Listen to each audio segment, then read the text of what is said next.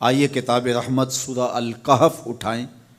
اللہ تعالیٰ نے ایک واقعہ بیان کیا ہے حضرت موسیٰ اور حضرت خضر علیہ السلام کا، کہ حضرت موسیٰ علیہ السلام عزم مصمم کر کے جب چلے تو اللہ فرماتا ہے کہ ہم نے حضرت موسیٰ علیہ السلام کو جس بندے کی نشانی بتائی تھی وہ بندہ ان کو وہاں مل گیا۔ سفید چادر اوڑے حضرت خضر علیہ السلام وہاں لیٹے ہوئے تھے، تو یہ جا کے ان کے پاس کھڑے ہو گئے کہ حضرت میں آپ کی خدمت میں اس لیے آیا ہوں کہ اللہ نے آپ کو جو خصوصی علم عطا کیے ہیں میں ان کو سیکھنے کی غرض سے آپ کی چوکھٹ پہ آیا ہوں۔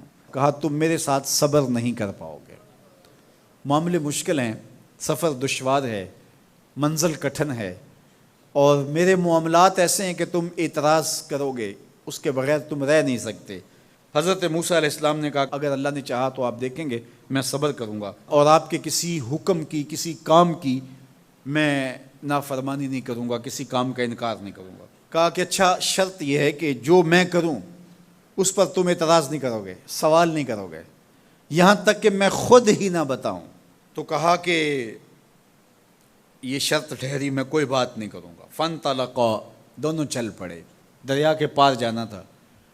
جو کشتی کا مالک تھا، کشتی بان تھا، وہ حضرت خضر علیہ السلام کو جانتا تھا، تو اس نے کرایہ بھی نہیں لیا، لیکن جب کشتی پر سوار ہوئے تو عصا مار کے حضرت خضر علیہ السلام نے کشتی کا ایک پھٹا توڑ دیا۔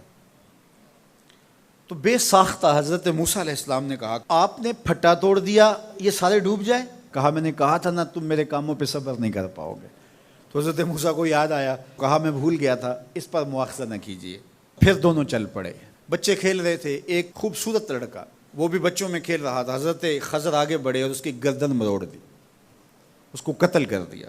صاحب شریعت تھے حضرت موسیٰ علیہ السلام، نہ رہ سکے، پھر بول پڑے ایک جان کو بغیر کسی جان کے بدلے میں قتل کر دیا، اس نے گوایا کیا تھا ہمارا؟ آپ نے بہت ہی جو ہے وہ غلط کام کیا، یہ کام اچھا نہیں کیا آپ نے۔ کہا میں نے کہا نہیں تھا کہ تم میرے ساتھ صبر نہیں کر پاؤ گے۔ کہا ایک موقع اور دے دیجئے، اب اگر میں نے کوئی اعتراض اٹھایا تو پھر دوبارہ مجھے آپ اپنی صحبت میں نہ رکھیے، عذر تمام ہو جائے گا۔ پھر دونوں چل پڑے، یہاں تک کہ ایک بستی میں دونوں آئے تو آپ نے بستی والوں سے کہا کہ ہم مہمان ہیں، آپ ہماری مہمان نوازی کیجیے، کھانا کھلائیے۔ تو انہوں نے انکار کر دیا، کہا کہ ہم تو آپ کو بلایا نہیں ہے، آپ خود آئے ہیں، آپ اپنے کھانے کا خود انتظام کیجیے۔ گزر رہے تھے گلی سے تو ایک دیوار گرنا چاہ رہی تھی، تو جلدی سے اس دیوار کو مرمت کر دیا۔ کہا حضرت ہم اگر چاہتے تو اس پہ اجر لے سکتے تھے، انہوں نے ہمیں کھانا تک نہیں دیا اور ہم ان کی دیواریں سیدھی کر رہے ہیں۔ کہا اب تمہاری میری جدائی ہو گئی، تم نے یہ بھی اعتراض کر دیا۔ تو انہیں یاد آیا کہ وہ یہ بھی اعتراض ہو گیا، اب میں تمہیں بتاتا ہوں کہ یہ 3 کام میں نے کیوں کیے۔ اللہ اکبر۔ اب سنیے، قرآن ہمیں بتاتا ہے کہ ظاہری علم بھی ہوتا ہے لیکن کوئی باطنی علم بھی ہوتا ہے۔ کہا وہ پہلی بات کشتی والی سنو، یہ 2 مسکین بچوں کی کشتی تھی، ان کے گھر کا چولہا اس کی کمائی سے جلتا تھا۔ دریا کنارے کنارے ایک ظالم بادشاہ رہا تھا جو لوگوں کی کشتیاں چھین رہا تھا، ہم نے تھوڑا سا عیب لگا دیا، وہ ٹوٹی کشتی چھوڑ کے چلا گیا۔ اب وہ تھوڑے سے پیسے لگا کے کشتی مرمت کرا لیں گے، گھر کا چولہا جلتا رہے گا، بتاؤ اچھا کیا یا برا کیا؟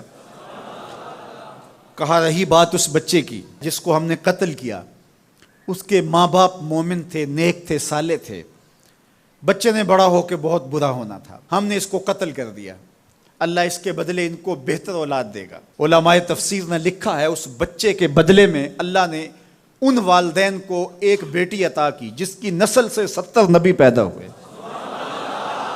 دیوار کی کہانی بھی سن لیجئے، یہ شہر کے 2 یتیم بچوں کی دیوار تھی اور اس کے نیچے ان کا خزانہ تھا، اور ان کا باپ بڑا نیک تھا۔ خزانہ دیوار کے نیچے ہے، دیوار گرنا چاہ رہی ہے، کسی معمولی دھکے سے گر جاتی۔ 2 ہی صورتیں تھیں، یا وہ بچے خود اپنا خزانہ اٹھا لیتے یا لوگ اٹھا کے لے جاتے۔ لوگ اٹھا کے لے جاتے پھر بھی ہاتھ میں کچھ نہ آیا، اور اگر وہ خود اٹھا لیتے تو بچے ہیں، بچپنے کی وجہ سے وہ اس کو اڑا دیتے۔ تو ہم نے اس کے اوپر دیوار کھڑی کر دی، جب تک وہ اس قابل نہیں ہو جاتے کہ یہ خزانہ نکال کے اس کو صحیح مصرف پہ لگا سکیں، اتنی دیر تک دیوار گرے گی نہیں۔ اللہ اکبر۔ وہ کسی وجہ سے دیوار قائم رہے گی، اور جب وہ اس عمر کو پہنچ جائیں گے جس عمر میں وہ اس خزانے کو سنبھال سکیں گے تو پھر دیوار خود بخود گر جائے گی اور یہ خزانہ نکال کر کے اپنے کام پہ لے آئیں گے۔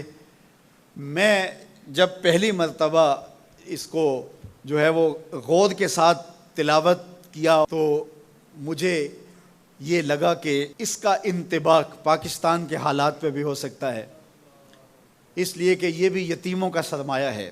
کتنے یتیم روتے بلکتے رہ گئے اور ان کے سر سے جو ہے وہ سائے اٹھ گئے اس وطن کے لیے، لیکن میرے مالک نے اس ملک کے خزانوں پر گہرے پہاڑ اور بڑی بڑی دیواریں کھڑی کر دی ہیں۔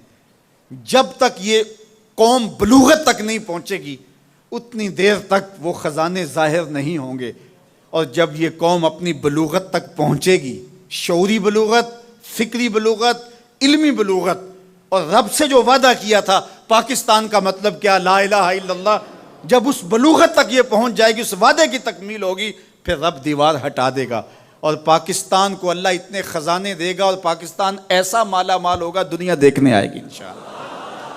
اس لیے رب نے دیواریں بنا کے رکھی۔ تمہارا باپ معین الدین چشتی بڑا نیک تھا، تمہارا باپ داتا گنج بخش علی حجویری بڑا نیک تھا، تمہارا باپ حضرت مجدد الف ثانی بڑا نیک تھا، ان کی وجہ سے میں دیواریں کھڑی کر رہا ہوں اور مضبوط حصار لگا رہا ہوں تمہارے خزانوں پر، اور وہ وقت آئے گا جب تم بلوغت کی عمر کو پہنچو گے، دیواریں ہٹ جائے گی اور تمہارا وطن زمانے پہ مہکتے پھول کی طرح اور چمکتے ستاروں کی طرح اور روشن آفتاب کی طرح چمکتا اور مہکتا دکھائی دے گا، اور زمانہ پاکستان دیکھنے آئے گا، پاکستان دنیا کی قیادت کرے گا انشاءاللہ۔ تو کہا یہ تعویل ہے ان باتوں کی جو باتیں میرے رب نے مجھے بتائی، اور یہ میں نے اپنی مرضی سے نہیں کہیں، اور جو میں نے کیا اپنی مرضی سے نہیں کیا۔ تو یہ باطنی باتیں ہیں، شاید یہ باطنی باتوں کے جوش میں یہ بات بھی میں کر گیا۔ وہ کیا کسی نے کہا تھا کہ بھری محفل میں ایک راز کی بات کہہ دی، بڑا بے ادب ہوں سزا چاہتا ہوں۔